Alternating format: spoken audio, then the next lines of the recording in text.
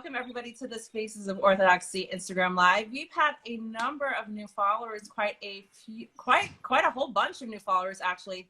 Very, very grateful. We are starting now season 2 with Rachel, or Rachel P, or Rachel P, however you want to read how it's typed up on the account.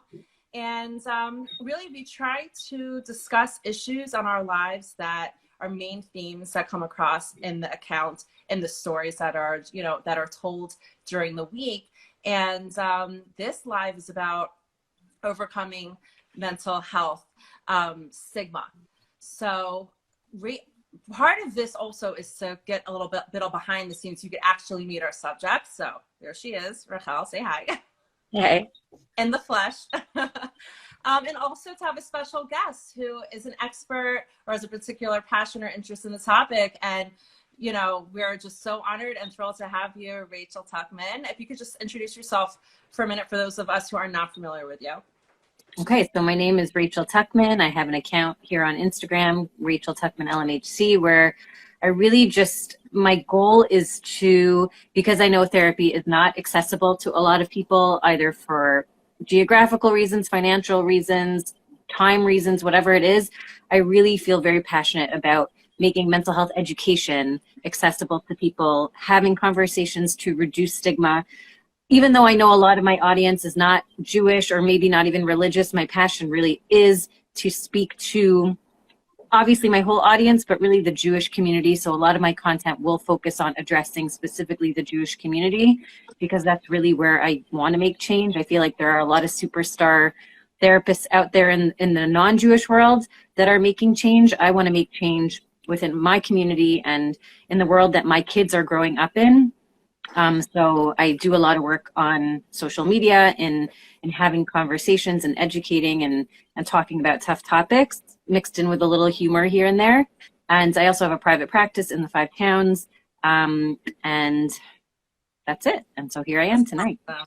I've been following you for a number of years, and I have learned so much. And, it's interesting to hear from you what your goal is, that it really is about education, and that is exactly what you're doing. Your posts are very clear, very informative. And, as you're reading your ideas, like I think social media can be a really helpful platform to learn about mental health awareness. Yeah. Yeah, so 100%. That's my experience. I think it's important that we have it, because I feel like so long ago, it was like a mystery to people when we didn't have this. So it was like you learned, like either you had your psych class in high school or your psych class in college, and like that's all you knew. Right. And people didn't really have access to information that could apply to their lives unless they could go see a therapist. And I think even the idea of therapy felt very scary, because people didn't really know what it was. And I think now with this social media access that people have, like we really are making therapy less intimidating, making it more approachable, and giving people more information, for them to either figure things out on their own or to use in between sessions or to bring to their therapist and say, hey, can we discuss this? So I'm grateful for it. I think you touched on something like super important. You said like not everyone has the means or has the, could be other resources, time, energy, whatever it is to go to therapy. And that's something that a lot of people have asked me about is, what if I can't see a therapist? So I just wanted to point out, and again, you're really the mental health professional here, but that the whole combating mental health, or at least for me, for anxiety and depression, really came in 2 forms, and one was medicine and one is therapy. But I think I was on medicine for like 6 years before I started seeing a therapist. So I just wanted to just put that out there, that if someone says, I can't go see a therapist, that doesn't mean that they can't benefit from still talking to a professional about what they, about medicine, because that can help. I would say like the medicine really just addresses the chemical imbalance, and the therapy helps a person grow. At least that's how it was for me. So at least to do one part of it, if you can't do both. Obviously, ideally you do both, but if someone can't, then just want to throw that out there. Yeah. I mean, what I'm so excited about with this live is what an opportunity, honestly, Rachel. I mean, how often, and I'm sure Rachel can attest to this, do we have someone who's going to share their story with the public in terms of their mental health journey. I find that, you know, incredibly brave, and that's so much of the feedback that we got about your story. So just to have you here and to have Rachel here to share her insights as well and have this conversation together, really is truly an honor to be, you know, part of this. So we're going to jump in. So I want to first hear, Rachel, from you. You know, a lot of your story, you talked about acknowledging the challenge of just that I'm going through a hard time. And sometimes we don't even want to admit that, like, we're struggling with something because we just want to have the facade or even fool ourselves or convince ourselves that we are in control. I'm not saying even admitting that potentially we have a mental health struggle, not even that, but just first acknowledging that, hey, I'm going through a hard time. Is that part of the first step in a mental health journey? Or would you say it's more acknowledging that, wait, I need to seek help? Like, what does that journey sort of look like, Rachel, from your perspective? So again, I can only speak from my experience, but also from hearing so many from other people. Yeah, I mean, I think even acknowledging that you're having like, what's in the realm of normal is really a big question. And then when you're in it, just not realizing that this isn't not like what other people experience day to day, that other people are not having these, you know, thoughts that are, you know, escalating thoughts that are really beyond the scope of normal. And I didn't even realize that that wasn't considered normal. Like, yeah, everyone freaks out like this. And also there is the, like, the embarrassment. There's just so many different aspects of it. Like, and then if you are diagnosed with anxiety, like, does that mean I'm crazy? Does that mean that, you know, my husband married someone crazy? You know, what would have happened? I mean, just to be very, very, you know, real, like, what would have happened if we had known this before we had gotten married? So there's a lot of big questions there. A lot of people, again, I'm putting this whole story out there and it just comes in 3 Instagram posts. But so it looks like, write it in such a way that it, like, covers your whole life, really? So it looks like, you know, like, this person has figured out her mental health journey. Like, this is, you know, she's figured it out. Right. But really, it took me so many years, and I have been married for 14 and a half years. And again, started going on medication probably 13 years ago, let's say. So I would say that, and I got pregnant right away and started dealing with these really intense anxiety right away, and you know, like that's also part of my journeys when I wasn't seeking help and really needed to be seeking help, and there was a long time. There was definitely periods on and off where I wasn't seeing a therapist or going through different medication adjustments, like. So this whole, like, you know, this is 3 posts, but it's really a long process. And, you know, for someone who is going to be seeking help, just know that it's like it's a step by step. And I talked about one of my posts, like, it literally starts with picking up the phone, which is so hard. Or even finding out who to call, like, how do you figure out who to call? Like, all of these things are just so hard. But that's really the beginning, and then each person will have their own journey through this. Wow. And I am so happy you said that, by the way. It's just acknowledging that, like, it looks like this is, like, ended up with a beautiful bow at the end. But you're here to tell us that it's just Instagram. This is not real life. You know what I mean? Like, we're trying to capture it, but there's a lot of messiness and a lot of more years to account for that are not going to be clearly laid out in 3 posts on social media. So thank you for sharing that. Rachel, I'd love to hear your perspective about, you know, the challenges of acknowledgement, right, as part of the first stage in a mental health journey. Yeah. So I think that a big part of, I think, why people feel afraid or nervous is sometimes the mystery of, like, what does it mean to get help? Like, what's that going to be like for me? Is it going to make my life more difficult? I know a lot of people are scared what they're going to discover in therapy, or that it will be hard and uncomfortable. Sometimes they'll have to make decisions that they don't want to make, that they've been avoiding making. Or they might hear that they're, you know, it might confirm something that they've always known that they just don't want to confirm. They don't want to face it. also sometimes there's that fear of like, maybe I'm not helpable. You know, maybe when you were a kid, your parents put you in therapy and it didn't work because maybe it just wasn't the right fit, or it wasn't the right thing, or maybe you didn't belong in therapy, but your parents did. And so you've kind of internalized like, I'm beyond help.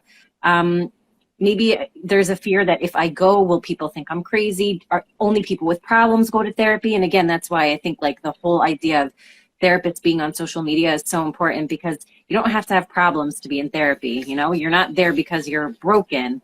And very often it's actually people that come to a therapist because there's other people in their lives that actually need help that won't get the help. You know, so it's not. So glad you mentioned that. I only realized that in the past couple of years, and I'm telling you, it's thanks to social media, from the messages that I received. And also, I will say that, Raquel, in your post, you talked so much about how you wanted to grow and how you wanted to like overcome and have, you know, the focus on personal growth. And it's like, wow, like anyone who has a desire to overcome challenges and grow personally, therapy can be your first step. It doesn't mean that you need a diagnosis. Am I correct in that? Yeah, no, I would say I want to say almost 100% of my clients, I don't have a diagnosis with me. I don't work out of the DSM. I do believe the DSM is important and it does provide a framework when there is something that needs to be treated. It definitely does help to give us kind of an idea of the steps that we need to take and to kind of understand better what's going on. But I personally don't use it. I reference it occasionally as needed, but I don't. And by the way, I think that's another thing. If people don't want to be diagnosed, they don't want to carry a label around. What does that mean? I have, you know, an anxiety disorder. What does that mean? And really at the end of the day, like the DSM, like I said, it's a framework, but also the main reason therapists use it is for insurance purposes. Unfortunately, you have to have a diagnosis in order for them to pay the bill. It stinks. It's not fair, you know? Can I pause for a second? Raquel, I'm wondering if you would want to jump in. And I would imagine that it helps to put a name to something. And you were very open, Raquel, in terms of like your diagnosis and the story. How do you feel about that versus not feeling the weight of having a diagnosis on you? So again, my initial time, I found this therapist in Kansas City when I was living there, when my husband was in residency, and she kind of went through what are the symptoms of anxiety. And I was like, oh, like that makes so much sense. And if I'm able to identify that I do in fact check these boxes of someone that has anxiety, that means that the things that work to help someone with anxiety and later depression can also help me. So I think that was actually very helpful for me. The same way I think someone with, you know, ADHD, you know, when they, you know, for people that have someone with ADHD in their family and they discover, for example, that it's very normal to not be able to find your shoes or whatever it is, then you're like, oh, that's why that person can't find their shoes. Like, oh, that's just a normal part of someone with ADHD. That's just, it's not, you know, so I think it's like the same kind of thing. And then you could work on techniques of how to deal with it. So it's the same kind of thing. Then once I had this diagnosis, then I was able to say, okay, well, what helps people? What are techniques that people with ADHD, with anxiety use in order to help them? Yeah. I think also sometimes people feel relieved when they know that there's like a name to what they're experiencing. And that's why I say, like, I know people sometimes are afraid, oh, I'm going to hear that I have this, that, or the other thing, but it can be helpful when you understand, like, you're not crazy. There's actually something that describes what you're experiencing, and there is a way to help it, you know? And again, I know people do get caught up in the stigma, which I'm sure we'll get into, of a label and of I have anxiety or I have depression or postpartum or whatever it is. And it's like that, I want to just say, like, for sure in my work, that label just helps me to figure out the best approach. And even then, like, I don't check off the boxes. If I'm hearing things that sound, okay, this sounds a lot like anxiety. I've worked with a ton of anxiety. I can smell it when you walk in the room, you know, this sounds like ADHD. I'm still going to treat you as the individual. I'm not going to exactly follow, you know, a textbook and make sure that we go through. I'm going to consider the person in front of me and what works best for them. But yeah, then there is, like I said, a framework of, you know what, we're doing this kind of therapy. Maybe the therapy is doing okay, but you're not getting the most out of it, let's talk about considering medication. Maybe medication, sometimes people aren't on medication when they come to me. Sometimes they come to me medicated already, but let's think about medication. That might enhance your progress. It might enhance your therapy. It might help you function better, you know? So there, I think that understanding and having that label, you know, it does help people understand themselves better. It also helps your family members, you know, and the people that love you and support you, because they can read about it, they can understand it. Sometimes it takes the blame away. I know this isn't you, it's your disorder, it's your struggle, it's your mental illness, it's whatever it is. And sometimes that can help people to be more compassionate and to be less frustrated by some of the behaviors they see, because they understand it's not you, it's what you're struggling with, you know? That's great. Yeah, I think it's important. Okay, so we're going to move into the stigma part of this conversation. 2 things before we do. If you have questions, feel free to press that little question box at the bottom, in the question mark in the circle, and you can ask Rachel, you can ask Rachel, anything, please feel free. We are going to try to incorporate them as we go on. And secondly, I just wanted to tell everybody, we have a YouTube channel called Faces of Orthodoxy, and we put all of our lives on that YouTube channel. So in case you have to hop off, or in case you know that somebody wanted to watch this live tonight, we will be putting it on the Faces of Orthodoxy page. Subscribe, and you can find it there and see all of our past lives too. Okay, so let's go. We're talking about if you feel from observation as members of the Orthodox community, as someone who deals with, you know, mental health struggles, and someone who's working with patients, if there is a stigma surrounding mental health in the Orthodox community. I'd love to hear your thoughts, and here we go. Who wants to go first? Okay, so go. Yeah. I'm sure you both have plenty to say. yeah. I want to just first like define what stigma is, just in case anyone's like not sure what it is. But stigma is when you view something in a negative way, or someone views you in a negative way because of like a certain characteristic or a personal trait that you have that they think is like a disadvantage or a weakness. So stigma around mental health or mental illness is when people think if you have anxiety, like there's something wrong with you. Why do you have anxiety? Why are you struggling with depression? Why does your kid have ADHD? Why does someone have bipolar or borderline? And they judge and they act like there's something wrong with you. When in reality, this can happen to anyone. And by the way, anxiety is like a normal, basic, you know, we all have some level of anxiety. It's how bad is the anxiety? How is it impacting you?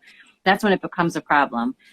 So there are certain things, you know, mental illnesses that people believe feel very scary and bad. And so they judge people based on that. And I do think that there still is a lot of stigma in the Jewish community around these things. People don't want to talk about it. They don't want to seek help for it. They don't want to let other people know about it. They're scared to even like, let me go talk to my rabbi. Maybe he has a referral for a therapist, or let me tell my doctor. Maybe people are really afraid to, you know, put it out there because of either shidduchim or, you know, just like they don't want their family name to be tarnished, or even just for themselves. You can have your own self stigma. I feel like there's something wrong with me if I have anxiety or I have, you know, an eating disorder. Like, why am I messed up, you know? So I think that there is a lot of stigma. The way that we break that stigma is through education, is through open discussions, is through seeing people like you, Rachel, and, you know, people that, there's so many people that are open on social media and within the Jewish community about their struggles. And so the more that we do that, and the more we have these discussions, and the more we educate, and the more we show that, by the way, everyone has mental health struggles. Not everyone has mental illness. Everyone has mental health struggles. And everyone at some point in their life will have a mental health struggle. It's just, that's part of being human. When we normalize that and we say, you know, when you are going through that, there are people that can help you. Maybe you don't necessarily need a therapist, but there's a podcast, or there's a self-help book, or there's, you know, or a support group, or whatever it is, and you can get through this struggle, then I think it feels less shameful. But I do believe that we really have a problem still. And the problems can be compounded when people don't ask for help, and they get worse. And that's why I think it is so important for us to be open about it, because we can really lessen the impact on families, on ourselves, if we would just be able to say, like, this is not a function of me being a bad person or a weak person or a lesser person. I'm just human, and I can get help, you know? And also, Rachel mentioned earlier this concept of, a chemical, biological aspects of this. We got feedback today. Someone said, well, we go to the doctor when we have a problem. Like, why is it the same when we're having an emotional struggle? Why is there still the same stigma when we're talking about biology? You know what? There are two questions that were asked, both focus on the same thing, and now's a good time to bring it in terms of using a mental health diagnosis as an excuse. And someone said specifically, and Rachel, if you could speak to this, like with, once you're open and you're trying to break the stigma, so you decide to share this with friends, or, or you're open with your spouse in terms of what your diagnosis is. She wants to know, or he, in terms of like that balance where like you are being transparent, but then again, you may be criticized for using your diagnosis as an excuse for I guess, for your struggles. Am I clear in terms of the question? I think so. And I guess like I have a problem with the question, because I feel like if someone's saying that you're using your mental health diagnosis as an excuse, it's like you still don't understand the diagnosis then. That's right. You know? Exactly. They need more education. That was the first thing that came to mind, is that they don't really understand what the person needs. Like literally, like the same way you wouldn't tell someone who broke their foot, like you're like, you're telling me like we haven't gotten like your crutches yet, but like you're telling me you don't want to go to shul. Like, come on, like stop using that as an excuse. Yeah, you're just lazy. You just don't want to go to shul, and it's like, don't want to go to shul, right? Like no, like the person can't walk, and but by giving them, what are they called again? Crutches. By giving them crutches, you're basically helping the person have the same abilities as everyone else. Not quite. And that's what I would say here. That's where the medicine can come in. Can't come in handy is really just making you see the world how other people see the world. Yeah. I would also say, by the way, if we think that someone is using something as an excuse to avoid something, that is a problem. And that instead of like accusing them and being like, you're just using it as an excuse, let's view that as part of the problem that they're grappling with. Let's talk about this. Like, I feel like you're really struggling with this. Help me understand better, versus getting frustrated and blaming. And I think that's what people do when they don't understand, or where they feel helpless. Like, oh, you're just using your depression as an excuse not to see people, and it's like, maybe get curious about what's it like to be depressed. What's it like to, people who are depressed don't want to be, they don't want it. It's hard to do things. It's hard, and they can't just like smile and feel better. And I think that when you don't understand depression, it's a lot easier to judge and say like, oh, you could really do it, but you don't want it enough. Right. And so I think, again, that's where like the education is important, because then people can better recognize, oh, this is depression or this is anxiety. They can understand the symptoms better. They can help with treatment. They can help with supportive things to say, and they can even deal with their own frustrations. I know that my, sister is struggling with depression, and I know she can't help it, but there are times where I want to just say to her, like, just stop it and go and talk to someone about that. Don't talk to your sister about it, but you deal with it. Those are valid feelings. You can feel those things. But again, like, that comes from us feeling powerless or hopeless or even afraid of what they're going through, that we can't help them. So I think that question, like I said, I think it comes from just not understanding enough. And I would say you need to read more or ask more or talk more, Right. And the family member that's struggling with the diagnosis, they need love and support. Like they really need that. And right. I totally agree. Okay. So Rachel, what are your thoughts about if there is stigma surrounding mental health in the Orthodox community, and is that any different, let's say, in the broader society? So that was actually the first thing I was going to say, is that like I think mental health is a problem in the world. Like I don't think it's unique to the Jewish community at all. I think there are certain things about the Orthodox community that, like, on one hand, Shabbos is a respite for me from from work. On the other hand, we have like so much pressure to have families over for Shabbos, and meaning the Orthodox community itself brings its own, like you look at these like Facebook groups that have like Parsha desserts, which just to Block clarify, them. in case anyone doesn't know what that is, it's that the dessert corresponds with something in that week's Torah portion. So I'll just give you an easy one. So like for the Parsha of Noah, it's, you make rainbow cupcakes. And I am someone who buys dessert every week. Now you guys know.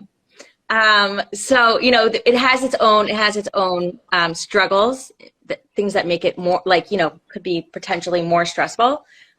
In terms of, do I think that there is a stigma? Yes, because I have received so many messages over the past week. Wow. So it's, that's, proof of it in itself that like clearly there's a lot of people struggling, and the people who are leaving the comments, by the way, are not the ones that are like, first of all, the fact that people are so brave, which I got a lot of comments like that, so brave for like sharing this, like that, and it's not like that's how we view it, like sharing the fact that you have anxiety and depression, like that is considered like a very brave thing to do. That is telling in itself. And then in addition, all the people that sent me messages, because that's not, that's obviously not going to show up publicly on my Facebook page. They're not going to write those comments saying and like these are things that, and phone calls and WhatsApp and phone calls, and yes, literally I've gotten so many messages from people of all ages, which is really interesting, and I can touch on. But clearly there's a stigma. Whether you want to blame it on the increased pressures of the Orthodox community or just in the world in general. Otherwise, those people would be seeking help, or and not be messaging me, on the side and writing something, writing it in a comment on Facebook. And there's nothing wrong that it's totally fine that you're, that I'm getting messages and it's not public. That's totally fine. But I think it does reflect that there is a stigma. Mm-hmm. Yeah. Are the nature of some of the messages, I'm curious, asking you to help find help for them? Like, yes. Like this resonated and now what? So definitely I've gotten people asking me, just basically saying like, I'm struggling. Definitely gotten messages like that. I think what's the most interesting messages that I've gotten was really from people, like a handful of people who were in their like 50s, 60s, seeking help, which I found like fascinating, because when I was a kid, like people didn't see therapists. That wasn't like a thing. Right. I said, in my posts, I didn't know anyone that saw a therapist till I was in college. Yeah. So, the fact that is now or a little bit younger, a little bit older, are now saying like, it's not too late for me. And are really like learning from their children and from the younger generation of who are starting to be more open, or at least seeking help, even if it's not open, that they're saying it's not too late for me, and I can do that too. I think that's probably been one of the most inspiring things about this experience. That's incredible. I want to share, we have a great question. I'm going to hold on to it for a second, but I have to share with you a WhatsApp message that I got from a physician, an internist, who wanted to share with me the story of a patient. Obviously, no names shared or anything like that. Actually, I emailed Rachel because I wanted her to hear about this. This is incredible. And she said she had a patient, or a woman from the religious community, who came to her and said, I feel like a freak. I have an amazing life. I have a good life, but I'm struggling with mental health issues. And people who struggle with mental health issues are people that have issues in their life that are visibly not together. But I am the only person, I must be the only person in my community who has mental health issues, but has a seemingly outwardly good life. And she thanked us for, bringing awareness, and thanked you, Rachel, for bringing awareness to this. But to me, Rachel, I'd love to hear your insights. To me, that story shows to me a lack of education. If you have a profile of what you think someone should look like who is struggling with mental health issues, and you think you're the only one, And thank God, by the way, for our primary care physicians. My husband is one. I'll give a shout out. Often the primary care physician is the first place to go to where you're just getting your checkup, and you have a good primary care physician who's going to ask you, well, ask you questions to do a mental health screening, and then they can refer you to the next step, to finding a therapist or what you need. And that's what she sees as a primary care physician. So Rachel, what does that indicate to you in terms of stigma?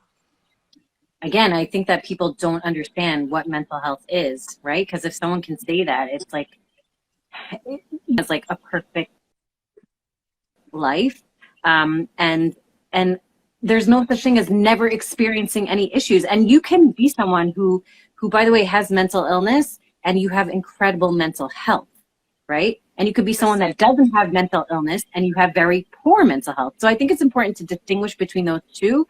Mental health is like our well-being, our emotions, our feelings, our social connections, our ability to overcome difficulties, understanding the world around us. That's like our basic functioning, how productive we are in our lives. And mental illness is a completely different thing. And that refers to like all diagnosable and like mental disorders. It's how it affects the way that we think and behave and interact with other people. So mental health, again, and mental illness are not the same thing. People that will have poor mental health that can lead to mental illness, that does happen. Just like poor physical health can lead to a serious illness.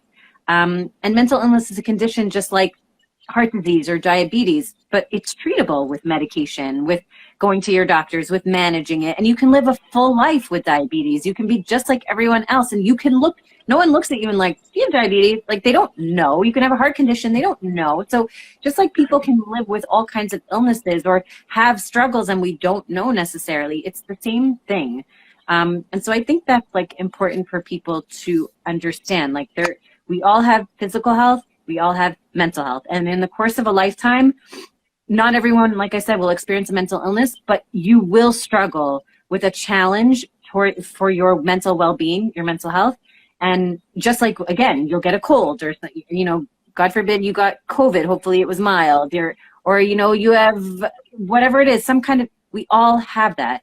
And health is not like an on or off switch. There's different degrees of it. So some days you might have really great health and you might be doing great for a few years, and then maybe you don't have such great health. It's so, you're stressed, you're working hard, you're not at your best, you haven't been able to get outside, and and things are hectic in your life, or a disability, temporarily. Understand, like, these are things that happen, and you can't always tell. Just like I said, you can't always tell if someone has some kind of medical condition. You can't tell if people are struggling. And I think that's something, by the way, that we should remember, that someone's life may look perfect on the outside. So we get annoyed at them and we're like, what's her problem? And what's his problem? And you literally don't know what people are going through. I don't care what their social media feed tells you. I don't care what people say. Oh, I spent Shabbos with them. Their life is, I don't care what they say. I am, I guess, fortunate enough that I get these reminders all the time, that I work with people that I see, that I see behind the scenes. And I know, like, people's lives are not how they look. And we have to be so conscious of that, to say, like, I don't know what's going on. And I think that's important. And again, for someone to say that, she has this internalized belief that things always have to be perfect, feel perfect, look perfect in order for them to be perfect. And that's just not the case, Mm-hmm. Everything can look fine. And I'm exhausted just like thinking about the pressure that she feels about herself to have to feel that way all the time. You have to keep it up, keep up the appearances, so nobody should know, But it's also the misnomer that anyone who has a mental health, that was fascinating what you said about mental health versus mental illness. I did not know that. So thank you for educating me. But anyone who has a mental health issue, that's the phrase that the doctor told me, looks like a wreck, can't have their life together. Right. Like, it's a crazy person in the streets. Like, that's what she thought. So that is where the education piece has to come in. Yeah, right. In which case I would have been a really poor poster child for anxiety and depression. Right. Because like people, I'll tell people, oh, I'm going to, San Diego, Philadelphia. I'm for work. I'm speaking. I go all the time. I speak around lots of different programs, and I'll go to conferences, and like that like sounds cool and sophisticated. I mean, to me still, like I'm still like, that's so cool. But I mean, now you guys know I don't make dinner every night for my kids, and I don't make Shabbos desserts, right? All my secrets are coming out. You never mentioned dinner. You only said dessert. Yeah, you said dessert. Now we know the dinner piece. Yeah. Yeah. My daughter was saying to me last week, I bet you all of my friends' moms make dinner every single night for their kids. And I said, I'm sure they do. Guys, it's Thursday night of Shavuos. We ordered Chinese in. Just saying. That's great. Thursday night is always pizza night in my house, always. There we go. So, yeah. So yeah, I mean, I guess like on a superficial level, again, like I do have 2 children. I am working full time. I'm involved in my kids' school. Right. My clothes aren't stained or torn. So I remember this must have been, I'm almost embarrassed to share this story. I told Raquel during her interview, it must have been like 6 years ago, 5 years ago. I consider myself pretty well educated and well read. And a friend of mine who literally has a perpetual smile on her face, who is such a high energy, outgoing, positive person, told me that she has anxiety and she goes to weekly therapy and she's on medication. And first of all, I was shocked. I still had this misnomer in my mind that people with depression are walking around not looking like she does. And I'm like embarrassed to say, I mean, if this could help someone understand, this was not that long ago that I had this experience. People are asking, can you share this live? Amazing comment here. I've been battling mental illness since I was 10. We started an organization for kids, teens, and young adults battling mental illness. Please put that in the comments. We'd love to hear what that is. This live is going to be saved, put on our Instagram as well as on our YouTube channel, Faces of Orthodoxy. So please check out this live as well as others. The question that I promised that would be coming up is someone asked, how do you find a good therapist? That's great question. Yeah. You want to start? It is totally like dating. Yep. It really is. Yeah. And that stinks because it is an investment of money and time and energy. But there's no way around it. I mean, so is dating, right? Yeah. But the payoff is worth it. That's what I'll say is the payoff. And you could strike gold with the first one, right? It only takes one. So what's literally the practical steps? I think I want to get an evaluation. I'm not feeling 100% right. I want to see if I'm struggling with something. Who do I call? What do I do? You go ahead. I mean, I could just tell you a few suggestions. One is to look online and look at Google reviews. As silly as that sounds, I do it all the time. For a therapist, talk to people. I posted in like a Facebook group I'm in for women that are married to physicians that live in Cleveland, and I posted in there. And I figured, like, I kind of thought, like, I don't really know anyone I wasn't going to post it to my personal Facebook, but I kind of, because again, stigma, and but I felt like that, like, I don't really know anyone in this group personally, like outside of the group. So I posted there, and I actually got a number of recommendations that way. And then, I looked on their websites and saw what do they specialize in, that kind of thing. But I'm sure you have other ideas. Well, I would say that, there are a lot of therapists on social media now. So follow one for a while. See if you like what they say and how they talk and their point of view. That's kind of like a sneak preview. It's like a little bit of an interview before meeting them. Some therapists also offer like phone consults. I know I do. I'm not taking clients now, but I do offer a phone consult where we can talk. It's 10 minutes. It's free. You don't have to come into my office, and we just talk. Tell me briefly what's going on. I'll tell you how I work. Let's see on the phone if we get like a good connection. And then we'll usually have like an initial session, which, you do pay the session fee, but you're not committed at all. And by the way, in therapy in general, you don't ever have to like commit to like, now I'm stuck with this therapist. Like if at any point you feel like it's not working, you can always, move on. But I say come for one session. Let's see how it goes. let's talk, let's see how we connect.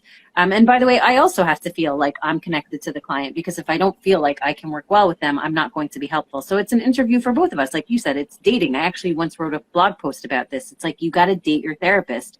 You really have to see if there's that connection. It's a relationship. So yeah, definitely social media is a big piece. Asking friends, if you have friends that are open about it, you know, who do you go to? Do you know anyone? Do you have a friend who's a therapist? Asking your rabbi, your doctor. Those are important ways to also, you know, local organizations, if you have in your community organizations that have mental health resources, calling them and saying like who's on your list. And again, like I said, I think an email, and asking, do you offer a phone consult so that you can save yourself time from going in? Because again, you can tell sometimes from that first phone call, like, I don't want to meet you, or you know what, this was okay. I do want to meet you, and I want to see if this would work out. So I think that's important to do also. Podcasts also, you know, again, like, and if you're specifically looking in the Jewish community, there's so many Jewish podcasts that are interviewing Jewish therapists. So listen to those and get a feel for how they talk and how they think and what they say. And, you know, does this jive with me? Do I feel like this person can help me? And I think that's a good. So I would never even think to look to social media as a avenue to find therapy. I'll just tell you a couple of examples of things that I realized for me. Like, so I met with one woman, and it was very much like, you know, talk there. Like, I just talked and she listened and like validated my feelings, which I wanted to get more out of therapy. It was too expensive and used too much valuable time for me just to talk to someone and them to validate me. I went to someone else. I thought like CBT, cognitive behavioral therapy, might be a good fit for me. I found someone in Cleveland that did that, but like that's his whole approach to everything. And I realized that like that's good for me to incorporate in my work, but not as the only process. And I also discovered that like I just don't do well with like male therapists. That I just like. I realize it's like a little, Right. a little, you know, not so. I don't know. No, but that's important to know. Some people say, I want a female practitioner. I want a male practitioner. I specifically want a Jewish from practice. I want someone who's not religious, who's not even Jewish. Right.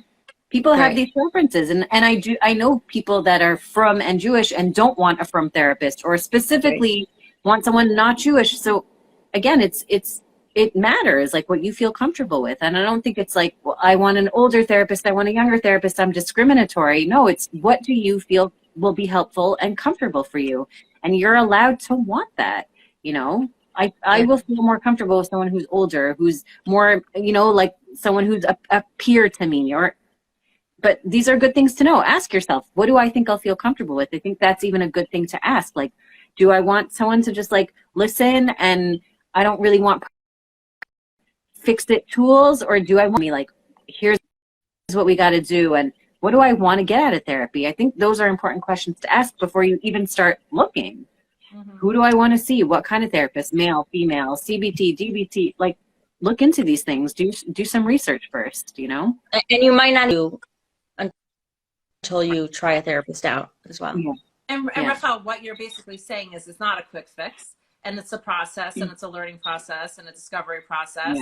I'd imagine it could be frustrating where you just like want to pull out, you know, but it sounds like you just need to keep plugging in and find that right fit. And there are times that I went without therapy for too long that I should have found someone sooner, but like I just felt like just can't do this. I can't make myself vulnerable with like another person.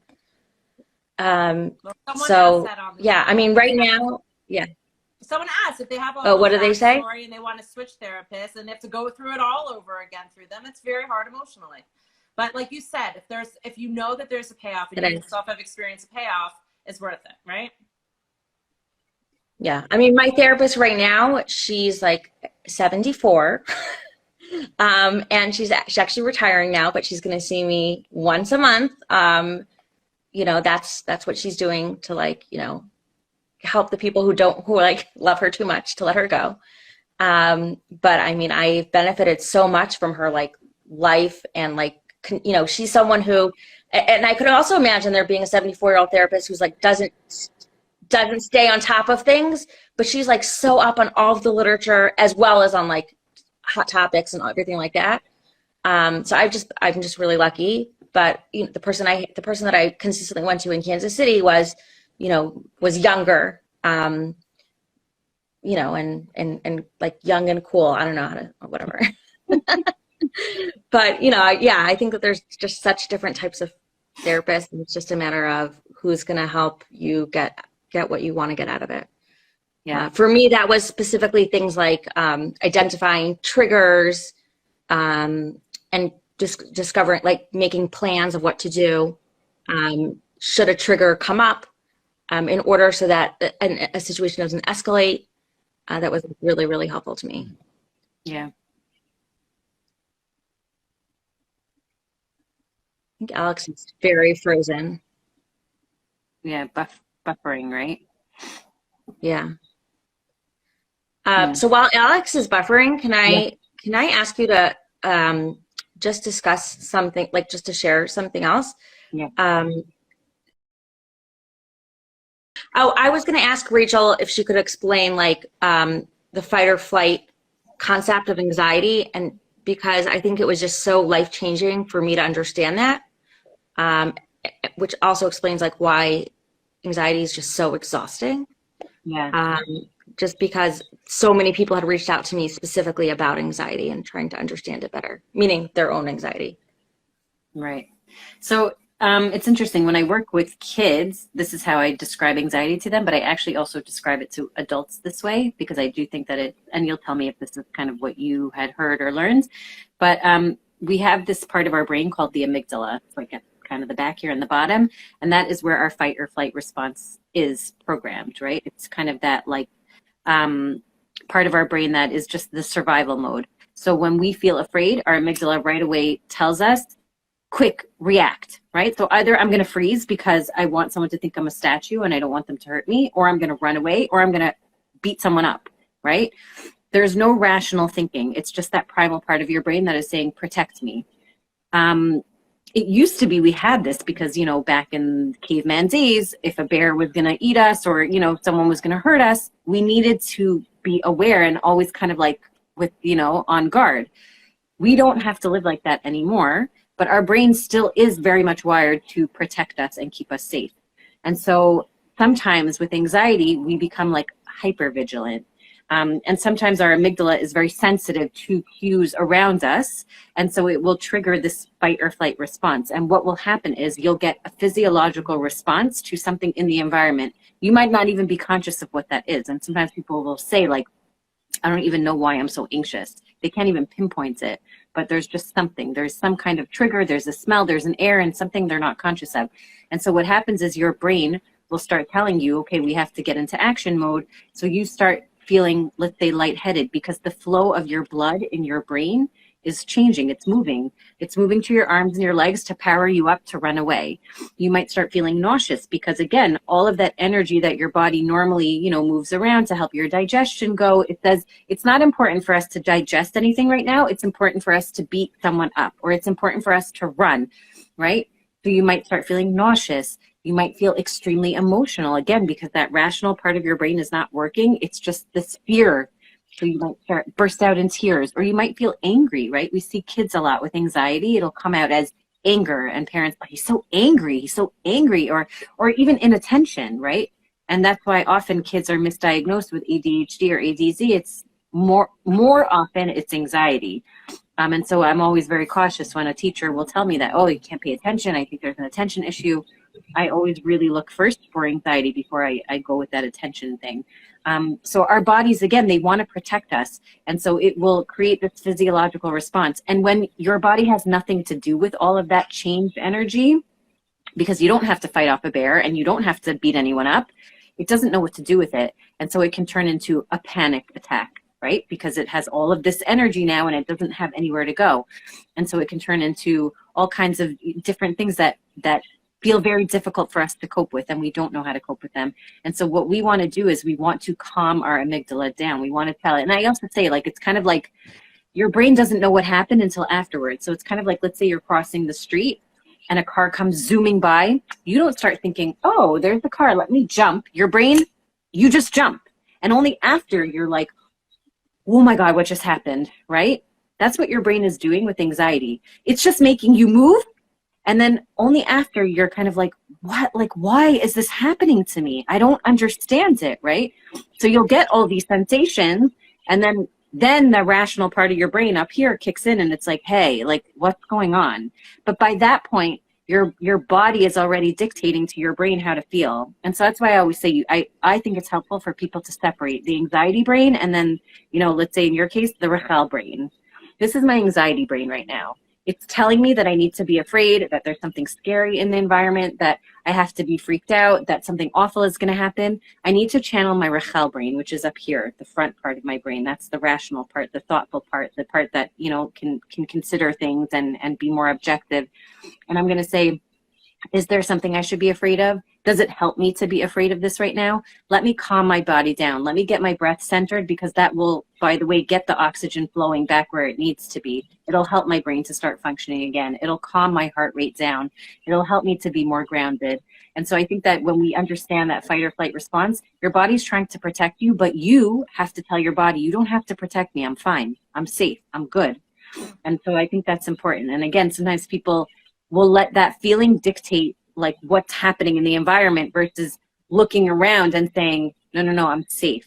I don't have to let my body dictate to me like how I should feel. You know, I'm going to understand I'm feeling a sensation. I'm not going to try to suppress it or push it away. I'm going to acknowledge it. Oh, hello, anxiety. You're here. What's up? Do you need to be here right now? No, you don't. Okay, so now we're going to learn to calm you down. We're going to learn to figure out maybe what this is about. And if I can't figure out what it's about, I'm going to learn to cope in whatever mechanisms or tools I've been given by my therapist or from the book I read or whatever it is. So I think that fight or flight is very important to understand, because again, once we understand it's a biological response and that there are things we can do to calm our body down that can then help us manage our anxiety, it's very helpful. And we all experience fight or flight to a certain extent, even if we don't have anxiety. Always, yes. Like I said, our bodies are meant to protect us. It's really an incredible thing. And like I said, if you're crossing that street and a car is zooming by, you don't think about it. It's an automatic response. Only after it happens, then we're like, holy moly, I could have just gotten killed, right? Yeah, so it's unbelievable that our brains can process things before our brains can process things, right? That lower half is always kind of on guard, which again is a good thing. That's why I'm saying the goal is not to eliminate anxiety forever. The goal is to learn to have a healthy amount and to manage it properly. And I tell clients, we're not getting rid of your anxiety. It's not happening. We're managing it. We're bringing it down to healthy levels. We're welcoming it. We're not being afraid of it anymore. We're not letting it control us, but we're letting it exist because it does serve a purpose. You know, all our feelings serve a purpose. And I think that's important. And again, I think that takes away some of the shame. I'm not crazy because I have anxiety.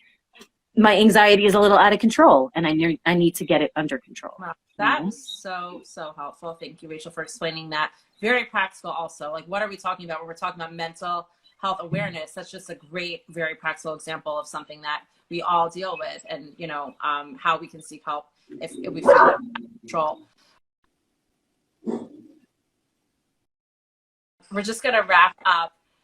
For those of you who are, you know, not familiar with Faces of Orthodoxy, Rachel was featured this past week. Rachel, sorry, you go by both. That's why I'm getting confused. Rachel was featured this past week sharing her mental health journey. Please check us out, Faces of Orthodoxy. And we're just going to close off with Rachel. If you could just share with us why you decided to, you know, go public on the internet. Hello. So social media, share your story. Why did you decide to participate in this project?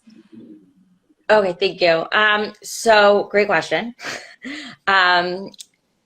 Really the answer is that I'll tell you, like, the quality of my life now, as someone who is living with anxiety and depression, but is seeking help, is so significantly better than it was, let's just say, 14 years ago. Sorry about the dog, guys.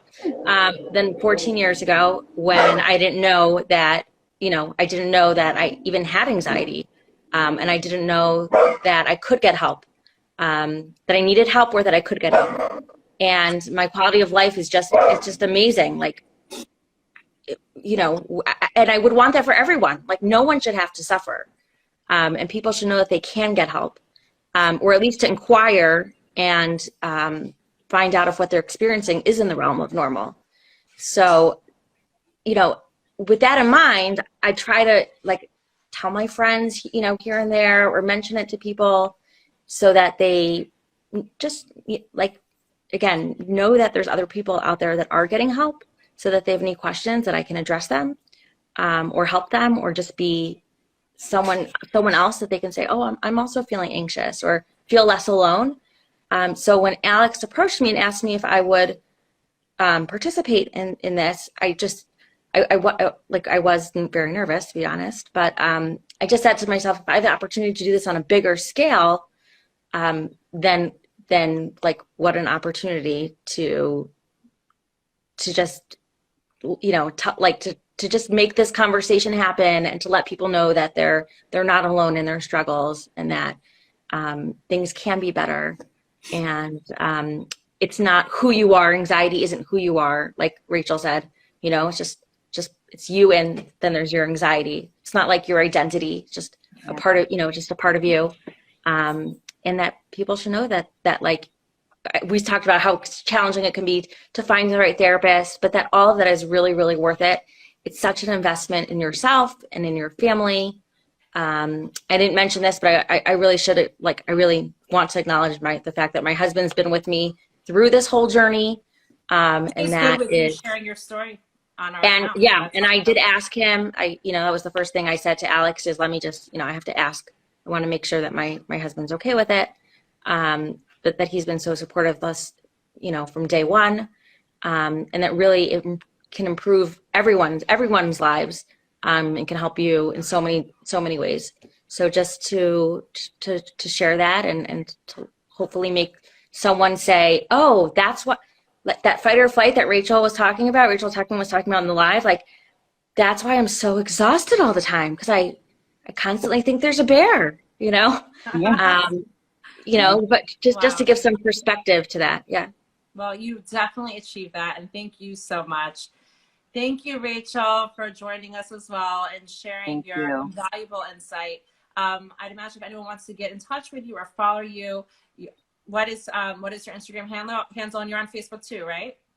I'm on Facebook too. I don't use it as much, but just because it's overwhelming and it's a lot to be on so many different platforms. But I just basically share the same content on Facebook. But it's Rachel_Tuckman_LMHC is my Instagram handle. And on Facebook, you can just look up Rachel Tuckman, and my page should show up. Okay, great. And in terms of, you know, people reaching out to you, Rachel, I've had people asking as well. You're welcome to send me on Facebook. My name is Alex Fleksher. Did I introduce myself? I don't even remember. So I'm the sort of the face and behind the scenes of Faces of Orthodoxy. You can go ahead and PM me on the account, and we'd be happy to get you in touch with Rachel. Rachel, would you be cool with that? I'm thinking you probably. Yeah, sure. Yeah, of course. Okay, great. Thank you all so much. For those of you who are celebrating this coming weekends, everyone should have a Chag Sameach. And again, Rachel and Rachel, thank you so much for your time. This has been so insightful. I have learned so much from both of you. Thank you. Thanks for having me. Thank you. And thank you for the opportunity to share. A pleasure. Have a great night, everyone. Thank you. Great.